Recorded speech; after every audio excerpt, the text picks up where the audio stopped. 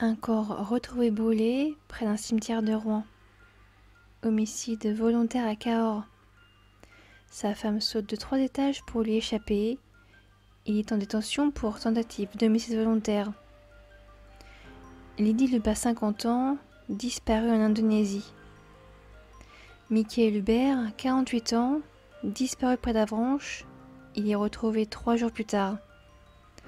Et pour finir, l'étrange disparition de Leslie Horelbeck et Kevin Trompat.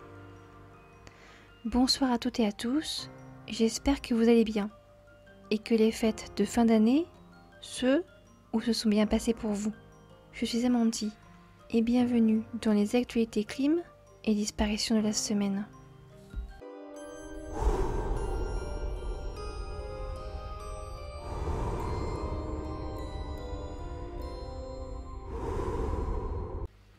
Un corps retrouvé brûlé près d'un cimetière de Rouen. Le dimanche 18 décembre, au cours de l'après-midi, un corps en grande partie brûlé est découvert à proximité du cimetière de Grand-Quevilly, rue des Martyrs de la Résistance. Pour le moment, le corps n'a pas été identifié, mais une autopsie a eu lieu pour connaître les causes exactes du décès. Une enquête est donc ouverte. Après l'expertise médico-légale, il s'avère que l'homme s'est immolé de son propre chef. Son ADN a été prélevé afin de l'identifier. L'enquête se poursuit. Homicide volontaire à Cahors. Le samedi 17 décembre vers 8 h du matin, le corps d'un homme d'une cinquantaine d'années est retrouvé dans une mare de sang, dans une cage d'escalier à Cahors, rue Font-du-Basse. Son corps porte de nombreuses blessures. Une enquête pour homicide a été ouverte.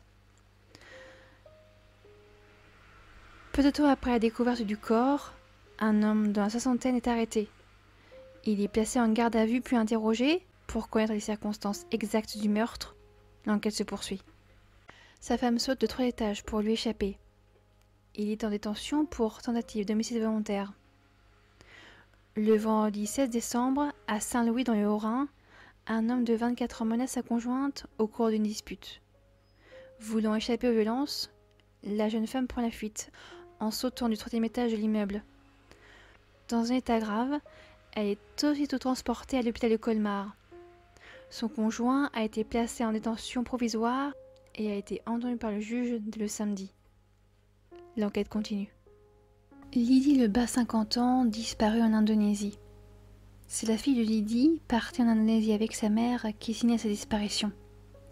Le dimanche 18 décembre, elles sont 3 à se détendre dans un bar à Gili Trawangan, en face de Bali. Leur maman s'éloigne pour fumer une cigarette le long de la plage, comme elle en a l'habitude. Depuis 13 h ce dimanche, leur mère n'a plus réapparu. Les recherches ont commencé le dimanche dès 17 h. Leur mère pensait pouvoir rejoindre l'île de Pualo-Gili-Meno à la nage. Elle aurait peut-être tenté la traversée. Des équipes de sauvetage parcourent la mer à sa recherche. Leur mère, Lydie, gère le restaurant La Terrasse à Wissam, près de Calais. Les recherches pour retrouver Lydie Lebas se poursuivent. Michael Hubert, 48 ans, disparu près d'Avranches, est retrouvé 3 jours plus tard. Le vendredi 16 décembre, Michael Hubert, 48 ans, quitte le domicile familial de Pont dans la Manche, au nord de Rennes. Il dépose un de ses enfants dans le secteur de la Haute-Hermitière à Saint-Jean-des-Champs, là où il travaille vers 8 h 20. Depuis, Michael ne donne plus aucune nouvelle à ses proches. Il part sans portable, ni moyen de paiement, à bord d'une Citroën C4 noire. Sa disparition se termine bien. Après 3 jours de recherche, Michael est retrouvé le mardi 20 décembre, près de Champon, à 20 km de Pont, dans la matinée.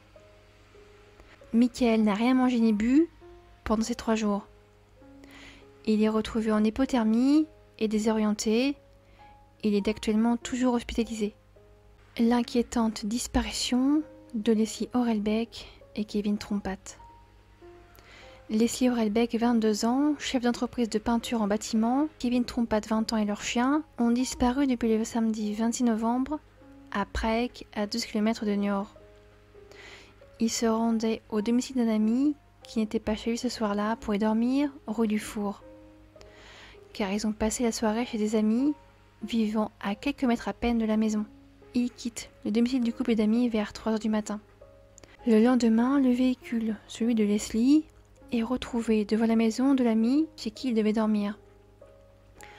Cependant, le couple et leur chien se sont volatilisés. Leurs téléphones portables sont éteints. Les recherches commencent. Le camion aménagé de Kevin est retrouvé à Coulon, au bord de la Sèvre. Les lieux ont été fouillés mais rien. La disparition devient encore plus inquiétante lorsque des vêtements et effets personnels du couple sont retrouvés dans un conteneur à vêtements le 8 décembre à Port-Avaux en Vendée. Le couple disparaît dans les Deux-Sèvres et leurs vêtements sont retrouvés en Vendée. On y découvre des vêtements, le portefeuille de Kevin avec son brevet de sécurité routière, des vêtements de travail de Leslie ainsi que 2 paires de chaussures à elle. Une chose est certaine, la benne a été vidée le 1er décembre et rien de particulier n'a été retrouvé. Les effets personnels de Leslie et Kevin ont donc été placés dans l'intervalle du 1er décembre au 8 décembre. Les proches du couple croient à la mauvaise rencontre et sont très inquiets du sort du couple et du chien. Une information judiciaire est ouverte depuis le 12 décembre. L'enquête se poursuit. Je vous remercie d'avoir regardé ou écouté cette vidéo jusqu'au bout et j'espère qu'elle vous a plu. N'hésitez pas à partager vos avis et ressentis en commentaire. Je vous souhaite de très belles fêtes de fin d'année, un très bon Noël qui arrive dans quelques heures. Je vous dis à mercredi soir pour une nouvelle histoire. Prenez soin de vous et de vos proches et d'ici là, n'oubliez pas,